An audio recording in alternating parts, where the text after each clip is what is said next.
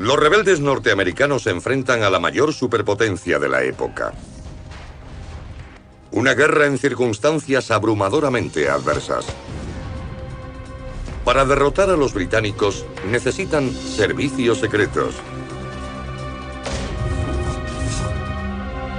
vencer a la enfermedad y nuevas formas de combatir mientras la revolución marca su rumbo.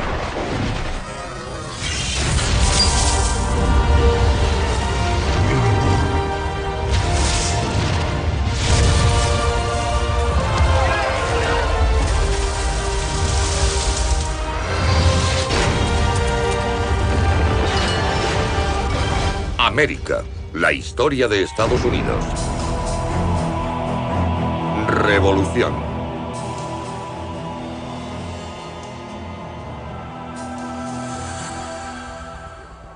Nueva York, la puerta de Norteamérica. Hoy es la capital financiera del mundo, poblada por 8 millones de personas.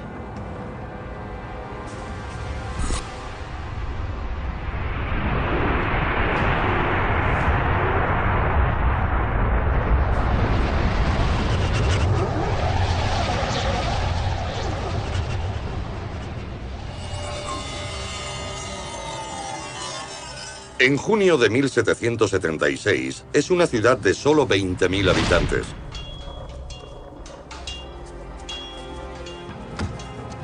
Y se prepara para defenderse contra la mayor invasión terrestre de la historia de América.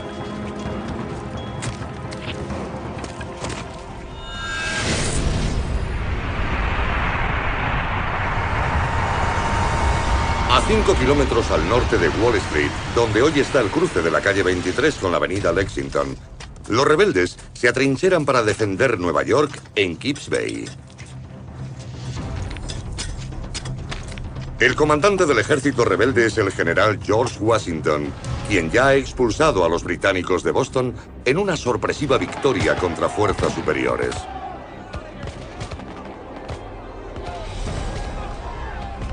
Pero nadie duda de que los ingleses volverán.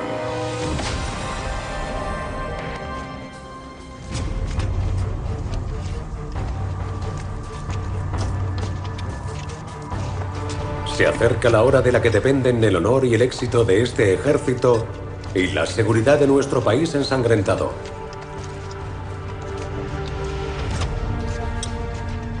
Joseph Plum Martin, animado a luchar bajo el mando de Washington, se alistó a la edad de 15 años. Es un chico de campo que se une a miles de voluntarios sin adiestramiento. Nuestro ejército revolucionario era algo grande. Pertenecía a una nación que aún no era tal, que estaba empezando y se enfrentó a la mayor superpotencia de la época. Los inexpertos reclutas de Washington están a punto de enfrentarse al ejército mejor equipado y más poderoso del mundo.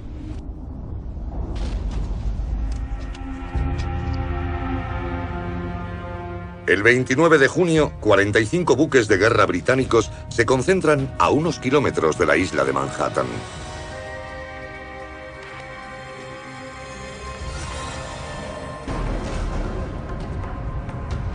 Estos barcos son la mayor maquinaria bélica de su época.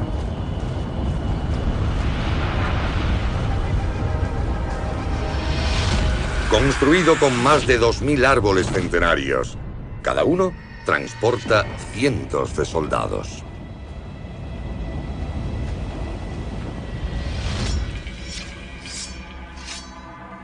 Están armados con hasta 64 cañones pesados, que pueden disparar sobre objetivos a casi 2 kilómetros de distancia.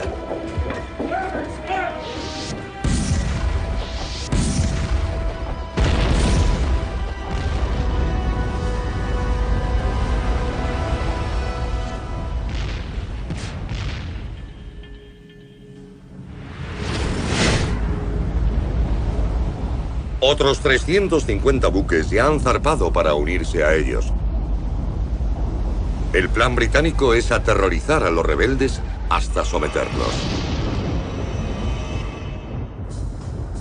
Pero en vez de ello, los animan a resistir. El 2 de julio se convoca un gabinete de crisis en Filadelfia. 50 delegados de las 13 colonias celebran una sesión de urgencia de una asamblea recién creada, el Congreso Continental.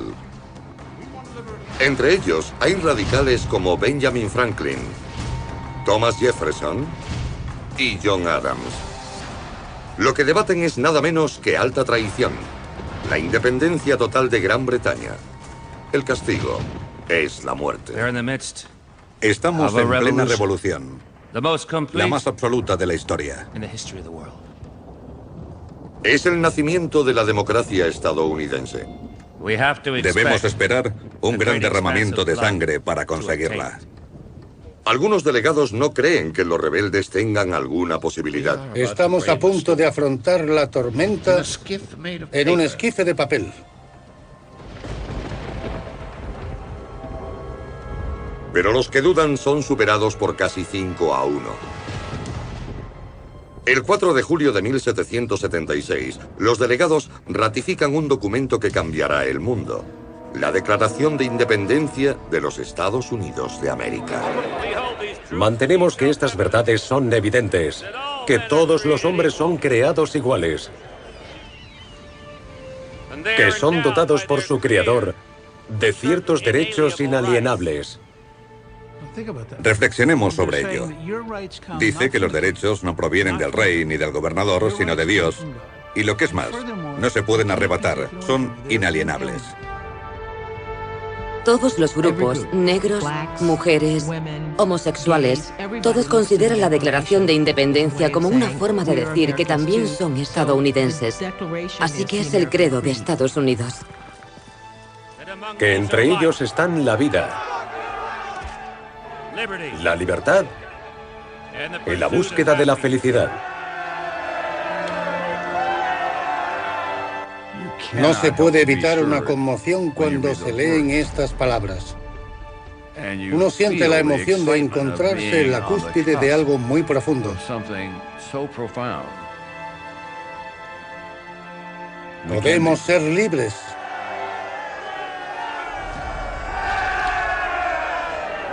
Ahora, soldados como Plan Martin luchan por la independencia. El 12 de julio, 2 navíos británicos abren fuego sobre Nueva York.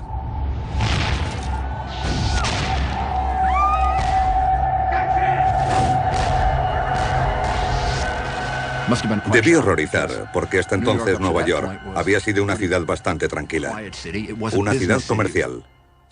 Los rebeldes tenían importantes apoyos, pero también los tenían los que seguían siendo leales al rey. Un mes después, Joseph Reed, secretario de George Washington, observa la flota británica concentrada ante Nueva York.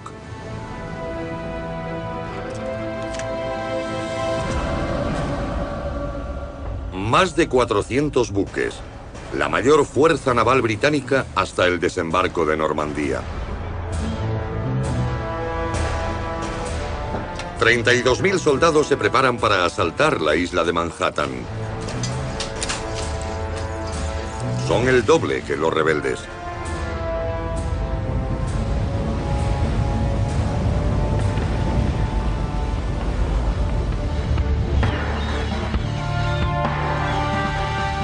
Reed está aterrorizado.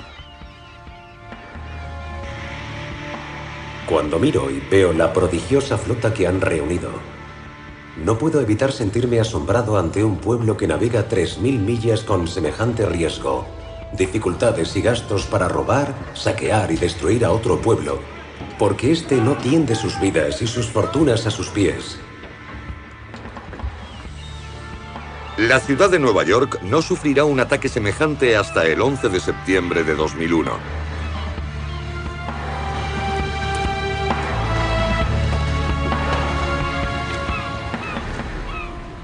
Pero los rebeldes creen que tienen la razón de su parte. Para mí la diferencia era que el ejército británico luchaba por un rey y los americanos luchaban por sus vidas. Plan Martin es uno de los 500 hombres que montan guardia en Kips Bay. Echa un vistazo.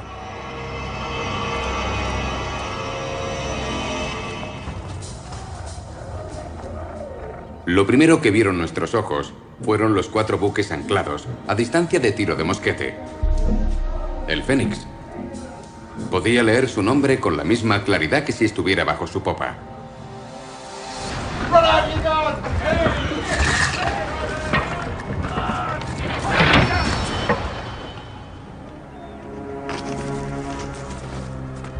Comienza el ataque.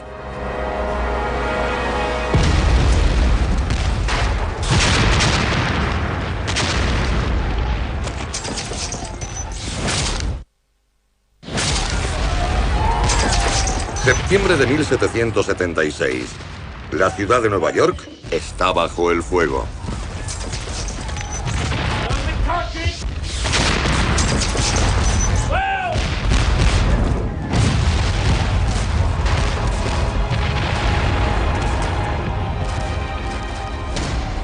En una hora, 2.500 balas de cañón británicas aplastan las defensas rebeldes.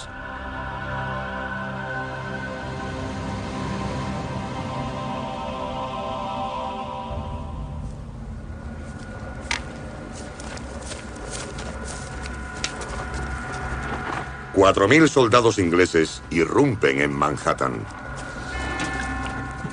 Un casaca roja tiene 6 veces más experiencia de combate que un recluta rebelde.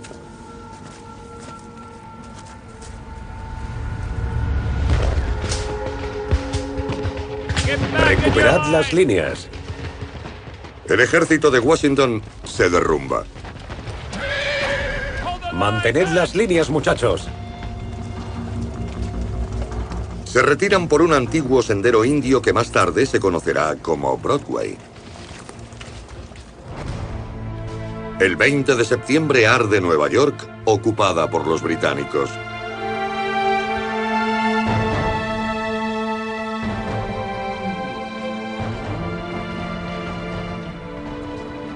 Nadie sabe quién ha provocado el incendio, pero durante 2 días destruye una cuarta parte de la ciudad.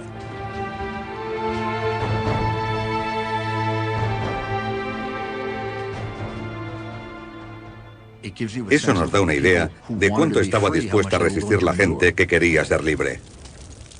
Con la ciudad ardiendo y ocupada, eso nos da una idea de cuánto querían su libertad.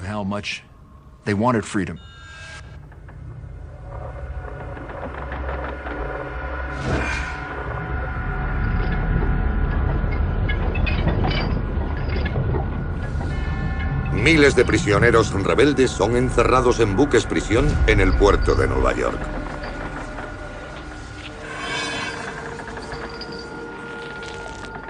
El más conocido es el HMS Jersey, apodado Infierno.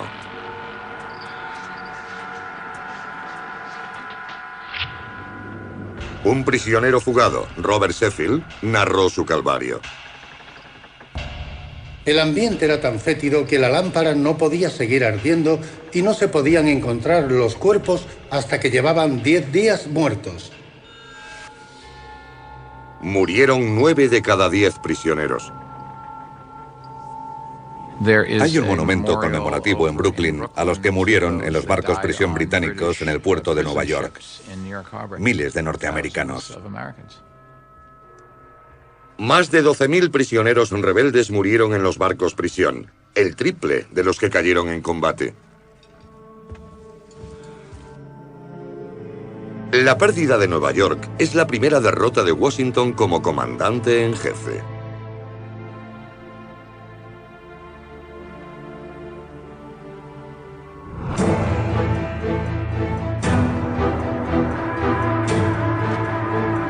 Enfrentado a circunstancias abrumadoramente adversas, lleva el combate tierra adentro. Al hacerlo, revolucionará la guerra del siglo XVIII con nuevas armas, nuevas pautas de enfrentamiento y una nueva clase de soldados. Vamos a matar casacas rojas. En junio, un nuevo ejército británico de 8.000 hombres se dirige al sur desde el Canadá, leal al rey.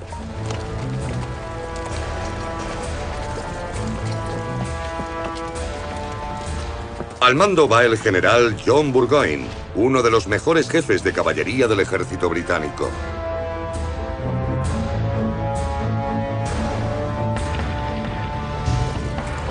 Burgoyne avanza hacia el sur siguiendo el río Hudson.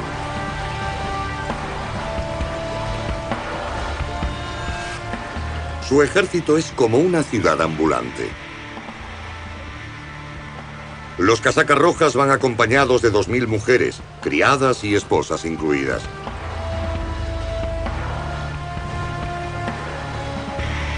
$200 carros de abastecimiento transportan 84 toneladas de pólvora y balas, así como servicios de plata y porcelana para las comidas de los oficiales.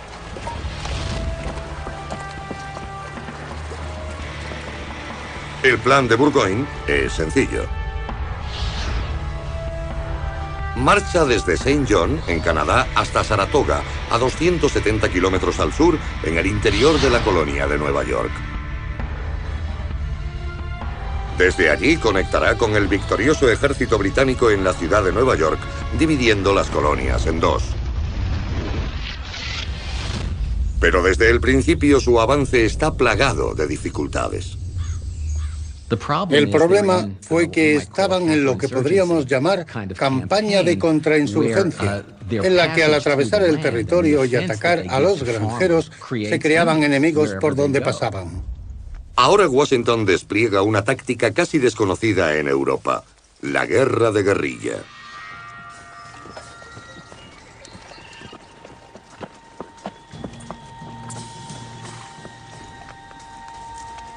Y hombres que se han curtido en la frontera. Reunió este ejército, un ejército de milicias, de hombres del bosque, de tiradores excelentes que no actuaban según las reglas. Los casacas rojas británicos están entrenados para campos de batalla abiertos. Ahora se enfrentan a tiradores rebeldes ocultos en densos bosques. Los manda Daniel Morgan.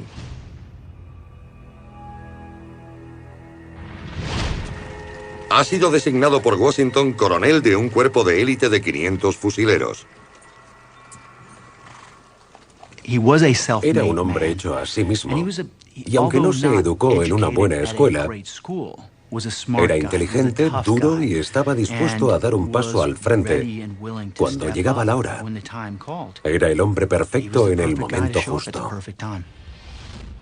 La ruta de Burgoyne lo lleva a través de un denso bosque.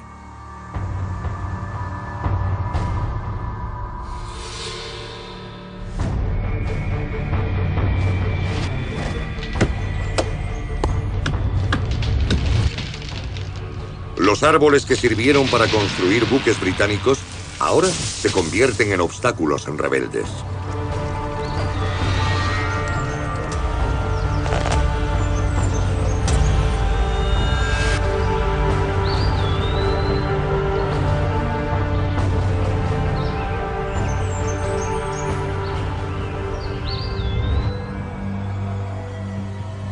Los británicos son como patos de feria. Su avance se ralentiza hasta poco más de 1,5 kilómetros al día. La marcha hacia el sur se convierte en un calvario de 6 semanas. Pero los tiradores tienen de su parte algo más que el terreno. Los hombres de Morgan están armados con rifles largos. Son ligeros. Tienen un delgado cañón de al menos 1 metro de largo y disparan balas de 12,7 milímetros de calibre. Basados en un arma de caza alemana, sus cañones tienen una innovación singular. Surcos dentro del ánima que imprimen giro a la bala, estabilizándola y proporcionándole una precisión letal. Armado con este rifle, un tirador patriota puede hacer blanco a 230 metros. El doble de alcance que los mosquetes británicos.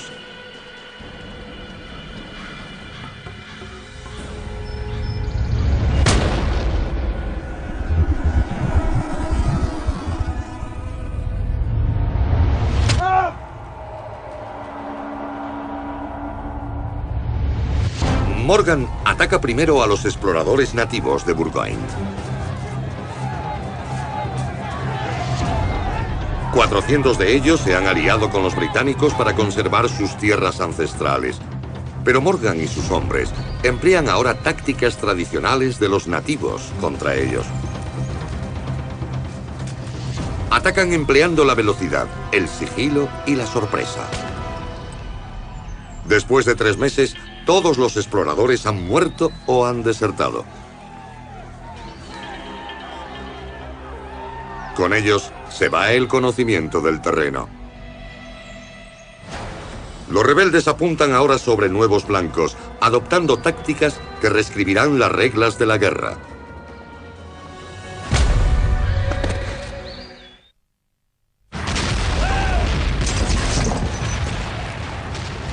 ...1777... Cuando la Guerra de Independencia de Estados Unidos acaba su segundo año, Nueva York y muchas zonas de las 13 colonias están en manos británicas. Empujados a los bosques, los rebeldes tienen como objetivo al ejército del general John Burgoyne.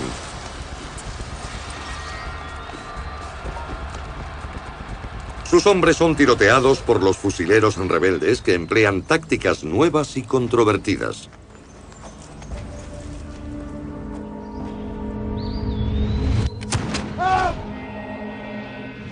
Los dos ejércitos se encuentran cerca de Saratoga.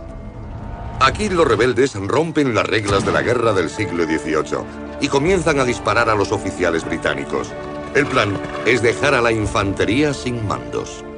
Los oficiales solían ser los mejor educados, dominaban las líneas de comunicación y entendían las órdenes. Eran esenciales para conseguir el éxito en el campo de batalla. En el 53 regimiento británico, todos, excepto uno de sus 11 oficiales, están muertos o heridos.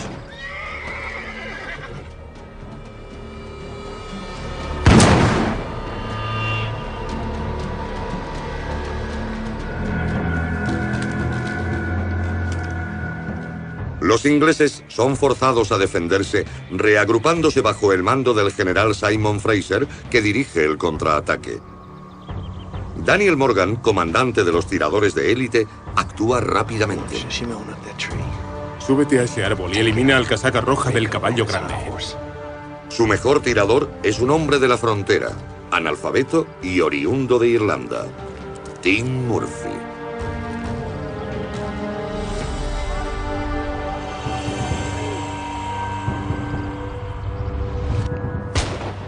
Falla el primer disparo.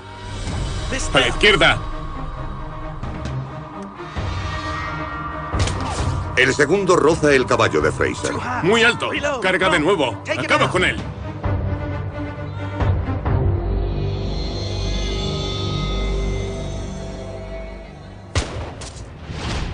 El tercer disparo es mortal.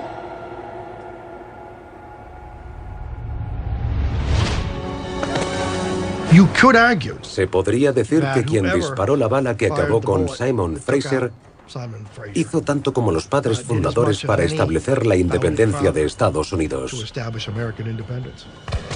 Sin liderazgo, los británicos pierden 1000 hombres, el doble que los patriotas.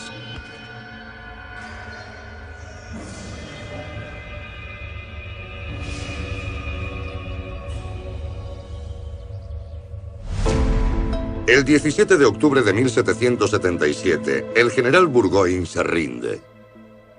Es un punto de inflexión. La victoria convence a los británicos de que su mayor rival, Francia, entrará en la guerra del lado norteamericano. Ahora, la Armada francesa obligará a los británicos a librar una guerra en 2 frentes, tierra y mar.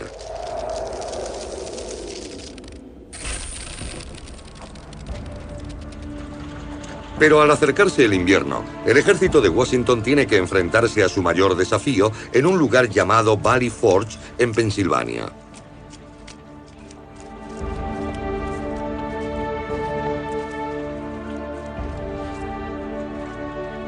Con temperaturas gélidas, sus hombres construyen 900 cabañas en solo 40 días. Están penosamente mal equipadas. Tenía un ejército de 14.000 hombres sin ninguna casa.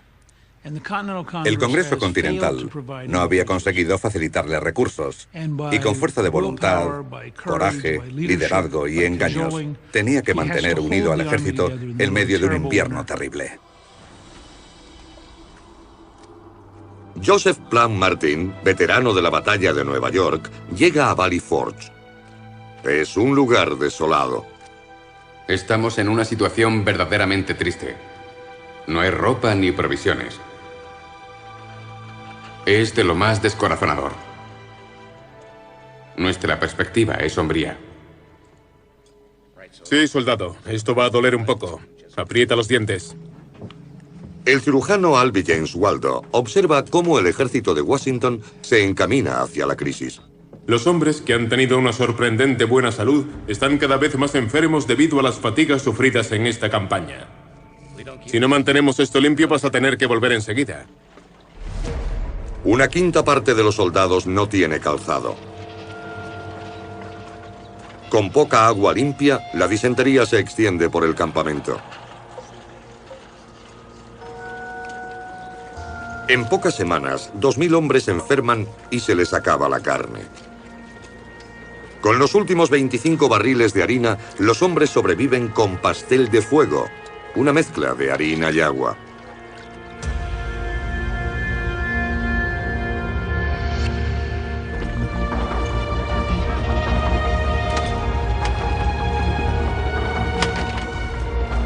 Hasta un 60% de los reclutas son convictos, esclavos liberados e inmigrantes.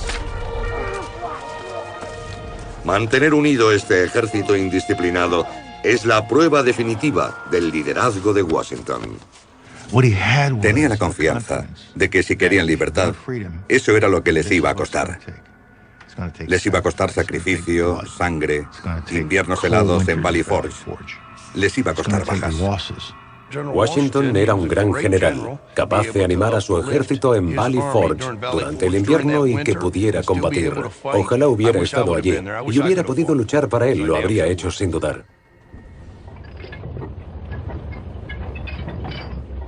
Pero el ejército de Washington se enfrenta a un enemigo mucho más letal que el gélido invierno o los británicos: la viruela. La revolución coincide con la peor epidemia de viruela de la historia de Estados Unidos. El virus letal, que se propaga por el aire, se extiende por los barcos prisión ingleses. Aislados de la enfermedad durante generaciones, los colonos norteamericanos tienen poca resistencia a ella y no existe ninguna cura. A los afectados les aparecen ampollas y llagas. El virus se extiende por la sangre invadiendo células sanas a las que mata, creando más virus. 4 de cada 10 víctimas mueren.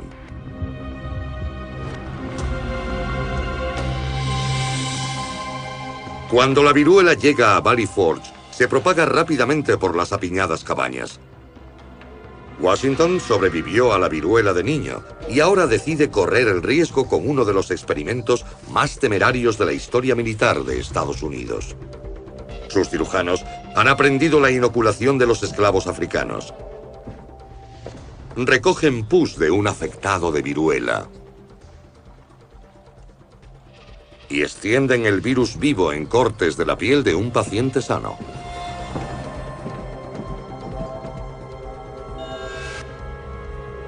La inoculación propaga la infección, pero a un ritmo más lento. Una semana después del contagio, los glóbulos blancos de la sangre de la víctima crean anticuerpos que atacan y matan al virus antes de que se extienda la enfermedad. Pero es una peligrosa carrera contra el tiempo. Para sobrevivir, el sistema inmunitario del paciente tiene que trabajar más deprisa que el virus, o este se descontrolará. 1 de cada 50 inoculados morirá.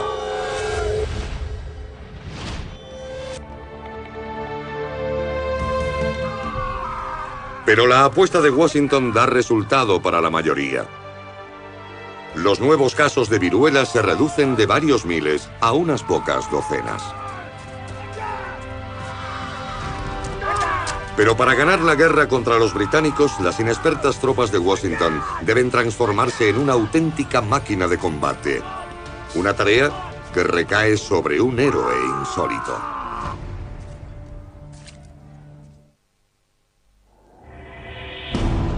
1778. Tras sobrevivir a un brote de viruela en Valley Forge, el ejército rebelde norteamericano recibe a un nuevo recluta. Washington espera que cambie el curso de la guerra. El barón von Steuben, un exoficial del ejército prusiano, es un soldado de élite de quien se dice que su carrera ha sido arruinada por su homosexualidad.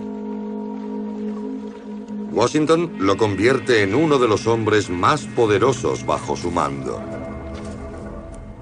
Washington era un genio eligiendo a gente que no parecía que pudiera conseguir grandes cosas, pero que, bajo su mando, se crecía ante las adversidades. Eso es lo que hacen los grandes líderes.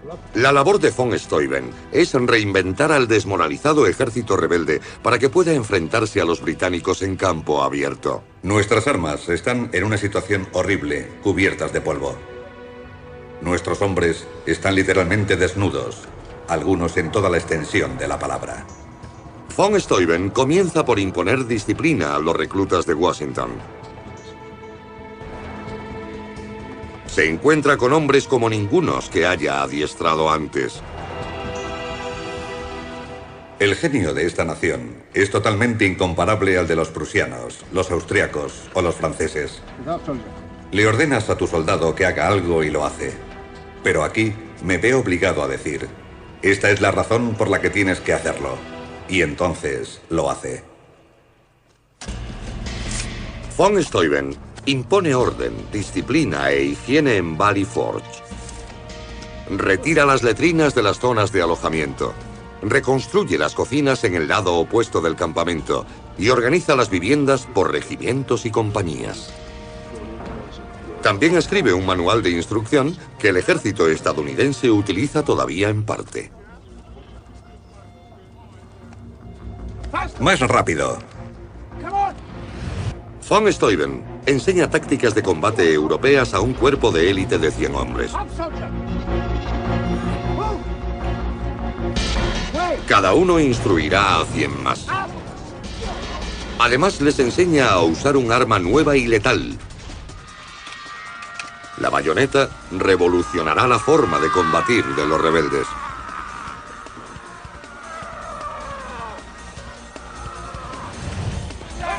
Añadiendo una daga a un rifle se facilita el combate cuerpo a cuerpo sin tener que recargar.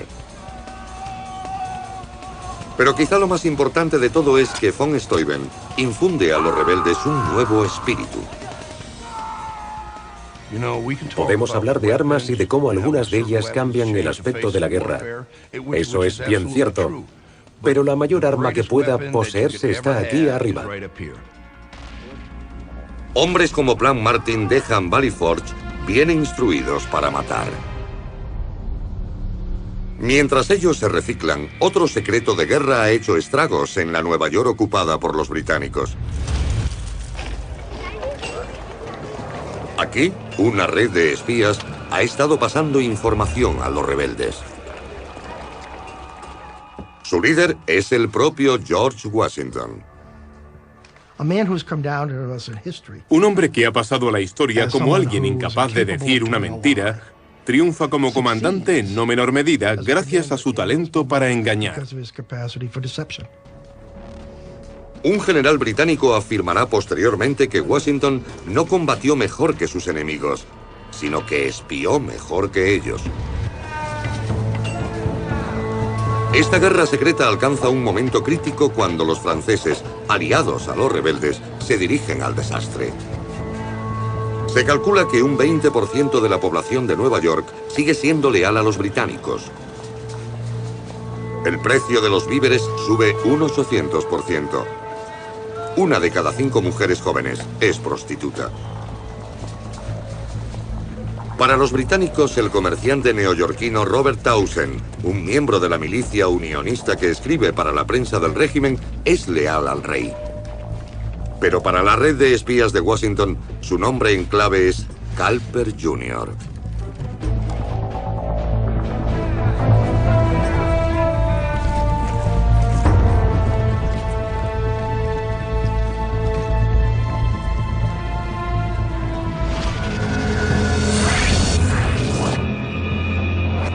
En junio de 1781, Nueva York bulle de rumores. Una flota francesa ha sido avistada frente a Rhode Island. Se filtran noticias sobre un plan británico de enviar buques desde Nueva York en un ataque sorpresa.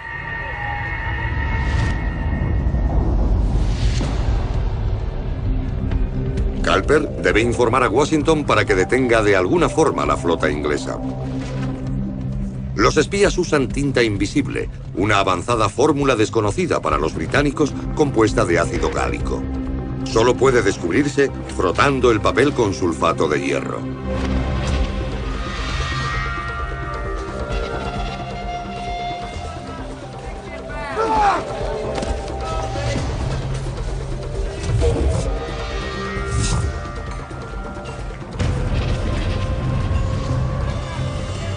El siguiente eslabón de la cadena es Austin Rowe, un tabernero de Long Island.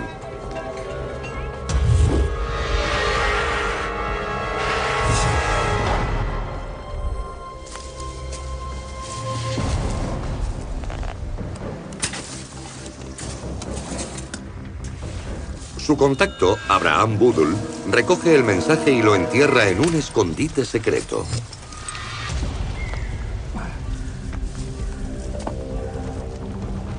Después otra agente, Anne Smith Strong, usa su colada como código secreto. Hace señales a un marinero que recibe el mensaje y lo lleva a Washington.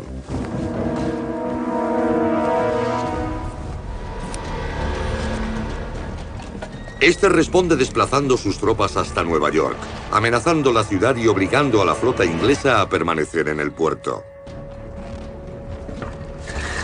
La flota francesa navega fuera de peligro para desempeñar un papel esencial en la siguiente fase de la guerra. Ahora, apoyado por la potencia naval francesa, el ejército de Washington está listo para enfrentarse a los ingleses en el campo de batalla.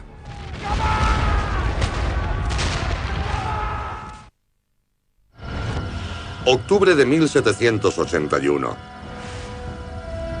Han pasado 6 años de una guerra que los ingleses pensaron que duraría 6 meses. La revolución estadounidense llega a un punto crítico en Yorktown, Virginia.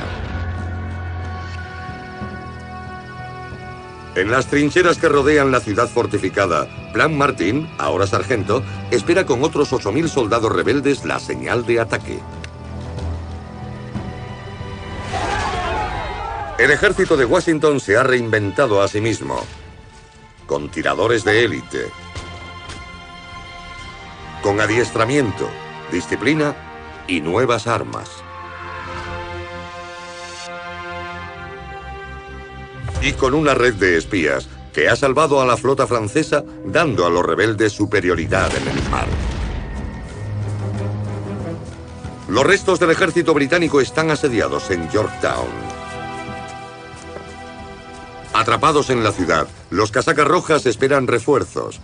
Pero en Inglaterra, la guerra es impopular y está costando demasiado dinero. Se trataba de resistir las acciones de los británicos el tiempo suficiente para desgastarlos y que comprendieran que no podían ponerle fin. Esta es la oportunidad de Washington para terminar la guerra con un golpe decisivo.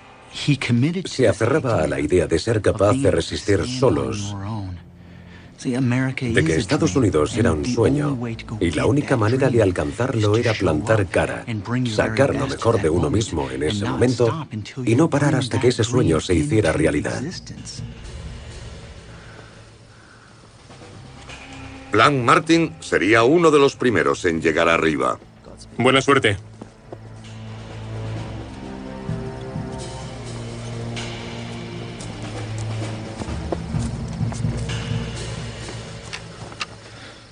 ¿Cómo te va, viejo amigo? Bien, ¿cómo estás tú?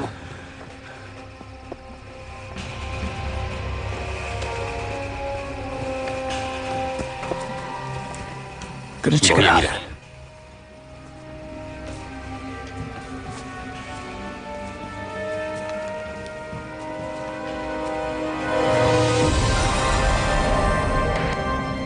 Tras las defensas de Yorktown, esperan 9.000 soldados británicos curtidos en el combate. Los protege una serie de baluartes artilleros llamados reductos. El 14 de octubre solo quedan 2. Si son capturados y vuelven sus armas contra Yorktown, los británicos se verán obligados a rendirse. ¿Cómo está la cosa por allí? Ya es la hora.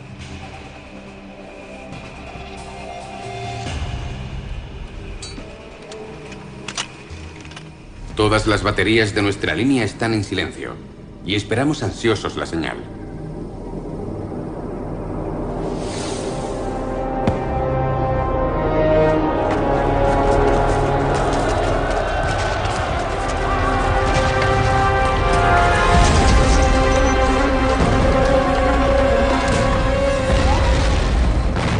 Los rebeldes corren 100 metros hasta las líneas británicas bajo el fuego y una lluvia de granadas de mano.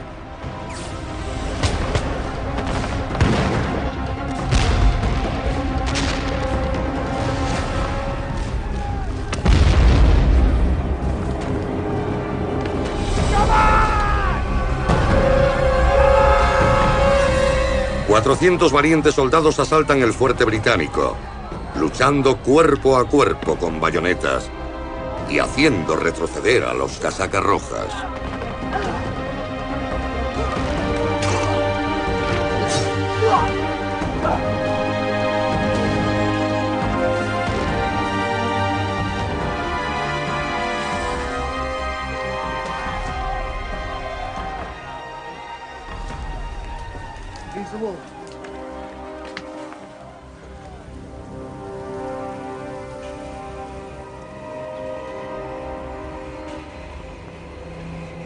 Inmediatamente después de cesar el combate, salí para ver qué había sido de mi amigo herido.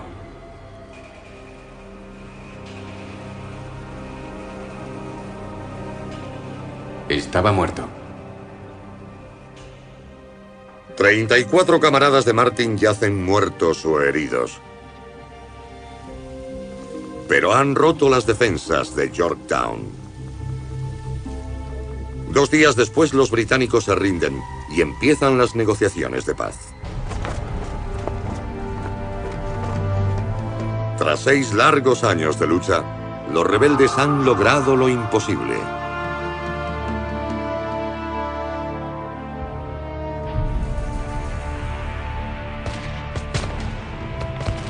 Estados Unidos es el único país que ha conseguido la independencia de los británicos por medio de la guerra. El 30 de abril de 1789, Washington es nombrado primer presidente de los Estados Unidos de América bajo la nueva Constitución. Pero la libertad tiene un precio. Más de 25.000 hombres han perdido la vida en la lucha por la independencia. Pero ha nacido una nueva nación. Mantenemos que estas verdades son evidentes, que todos los hombres son creados iguales, que son dotados por su creador de ciertos derechos inalienables, que entre ellos están la vida, la libertad y la búsqueda de la felicidad.